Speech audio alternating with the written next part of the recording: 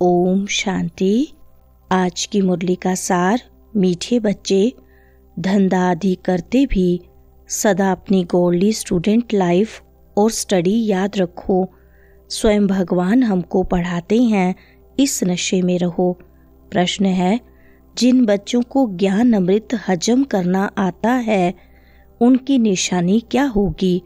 उत्तर है, उन्हें सदा रूहानी नशा चढ़ा रहेगा और उस नशे के आधार पर सबका कल्याण करते रहेंगे। कल्याण करने के सिवाय दूसरी कोई बात करना भी उन्हें अच्छा नहीं लगेगा। कांटों को फूल बनाने की ही सेवा में बिजी रहेंगे। सुनते हैं मुख्य पॉइंट्स। पहली पॉइंट, तुम जब यहाँ बैठते हो तो तुम जैसे स्कूल में बैठे हो, बाहर हो तो स्कूल में नहीं हो। जानते हो, यह ऊंचते ऊंच रूहानी स्कूल है। रूहानी बाप बैठ पढ़ाते हैं। पढ़ाई तो बच्चों को याद आनी चाहिए ना। यह भी बच्चा ठहरा। इनको अथवा सभी को सिखलाने वाला वह बाप है।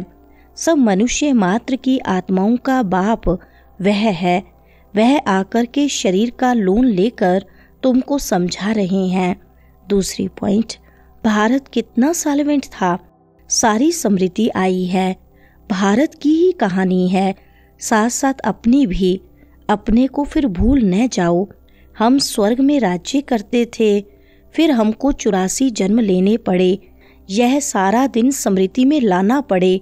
धंधा आदि करते स्टडी तो याद आनी चाहिए ना, कैसे हम विश्व के मालिक थे, फिर हम नीचे उतरते आए। बहुत सहज है, परंतु यह याद भी कोई को रहती नहीं है। आत्मा पवित्र न होने कारण याद खिसक जाती है। हमको भगवान पढ़ाते हैं, यह याद खिसक जाती है। तीसरी पॉइंट, पहले तुम्हारी भी बुद्धि आसुरी थी, अब बाप ने ईश्वरीय बुद्धि दी है, परंतु फिर भी कोई कोई की बुद्धि में बैठता नहीं है। भूल जाते हैं बाप कितना नशा चढ़ाते हैं। तुम फिर से देवता बनते हो तो वह नशा रहना चाहिए ना। हम अपना राज्य करेंगे। कोई को तो बिल्कुल नशा चढ़ता नहीं है। ज्ञान अमृत हजम ही नहीं होता है। जिन्हें नशा चढ़ा हुआ होगा उन्हें किसका कल्याण करने के सिवाय दूसरी कोई बात करना भी अच्छा नहीं लगेगा। फूल बनाने की सर्विस में ही लगे रहेंगे। इस नशे में रह तुम किसको भी समझाएंगे तो झट कोई को तीर लगेगा। चौथी पॉइंट, वह सत्यनारायण की कथा सुनाते हैं। समझते थोड़ी हैं कि हम कैसे चढ़े फिर कैसे गिरे हैं। यह बाप ने सच्ची सत्यनारायण की कथा सुनाई है। आत्मा को अभी मालूम पड़ा है कि हम कैसे अब बाप से राजाई ले रहे हैं। बाप यहाँ पूछते हैं तो कहते हैं, हाँ नशा है, फिर बाहर जाने से कुछ भी नशा नहीं रहता। बच्चे खुद समझते हैं, भल हाथ तो उठाते हैं, परंतु चलन ऐसी है जो नशा रह न सके। फीलिंग तो आती है ना। पांचवी पॉइंट, यह नाटक है, यह याद रहे तो भी सदैव खुशी रहे। बुद्धि में है ना, आज से 5000 वर्ष पहले शिव बाबा आया था, आकर राजयोग सिखाया था। लड़ाई लगी थी। अभी यह सब राइट बातें बाप सुनाते हैं। यह है पुरुषोत्तम युग। कलयुग के बाद यह पुरुषोत्तम युग आता है। कलयुग को पुरुषोत्तम युग नहीं कहेंगे, सतयुग को भी नहीं कहेंगे। आसुरी संप्रदाय और दैवी संप्रदाय कहते हैं, उनके बीच का है यह संगम युग। छठी पॉइंट, भारत प्राचीन गाया जाता है तो जरूर भारत में ही रिकार्नेशन होता होगा, अथवा जयंती भी भारत में ही मनाते हैं। जरूर फादर यहाँ आता है। कहते भी हैं भागीरथ, तो मनुष्य शरीर में आया होगा ना। श्री कृष्ण और रथ दिखाया है, मेरा किसको पता नहीं है। अभी तुम समझते हो बाबा इस रथ पर आते हैं। इनको ही भाग्यशाली रथ कहा जाता है। त्रिमूर्ति के ऊपर शिव, यह शिव का परिचय किसने दिया? बाबा ने ही बनवाया ना। अभी तुम समझते हो बाबा इस ब्रह्मा रथ में आए हैं। सातवीं पॉइंट, तुम्हें समझाने का शौक रहना चाहिए। बाप को भी शौक है। तुम सेंटर पर भी ऐसे समझाते रहते हो। यहाँ तो डायरेक्ट बाप है।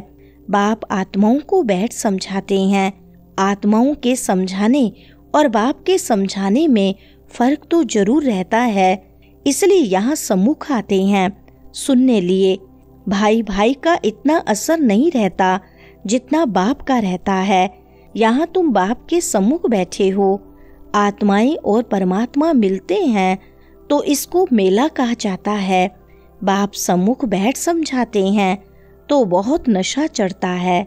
8वें पॉइंट, समझो कोई नए आ जाते हैं, उनमें भी जो यहाँ का फूल होगा तो उनको टच होगा। यह कहते ठीक हैं, जो यहाँ का नहीं होगा तो समझेगा नहीं। तो तुम भी समझाओ। हम आत्माओं को बाप कहते हैं, तुम पावन बनो।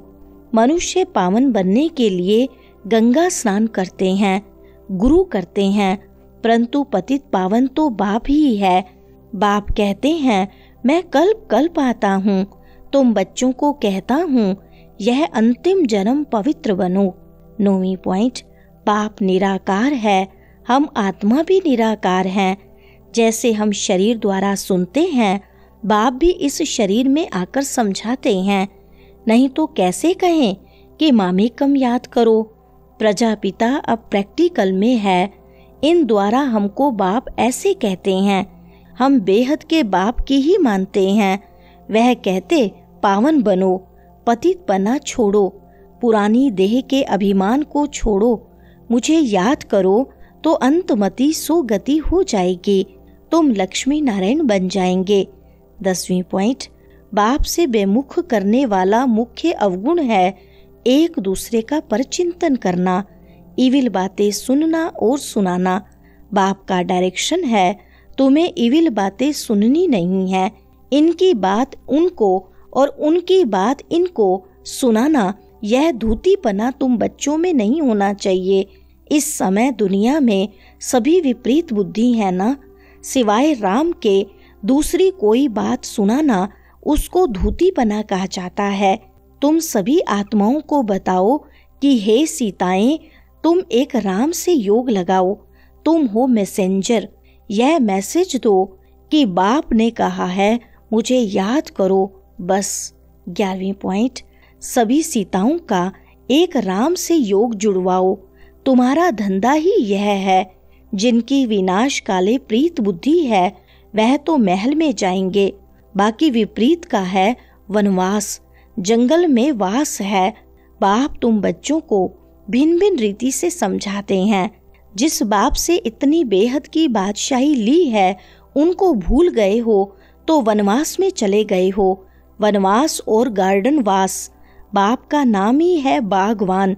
परंतु जब कोई की बुद्धि में आए भारत में ही हमारा राज्य था, अभी नहीं है, अभी तो वनवास है, फिर गार्डन में चलते हैं। वरदान है समाने की शक्ति द्वारा रोम को भी राइट बनाने वाले विश्व परिवर्तक भव। विस्तार है दूसरे की गलती को देखकर स्वयं गलती नहीं करो। अगर कोई गलती करता है तो हम राइट में रहें, उसके संग के प्रभाव में न आए। जो प्रभाव में आ जाते हैं वह अलबेले हो जाते हैं। हर एक सिर्फ यह जिम्मेवारी उठा लो कि मैं राइट के मार्ग पर ही रहूंगा। अगर दूसरा रोंग करता है तो उस समय समाने की शक्ति यूज करो। किसी की गलती को नोट करने की बजाय उसको सहयोग का नोट दो, अर्थात सहयोग से भरपूर कर दो, तो विश्व परिवर्तन का कार्य सहज ही हो जाएगा। स्लोगन है निरंतर योगी बनना है तो हद के मैं और मेरेपन को बेहद में परिवर्तन करो। अच्छा, ओम शांति।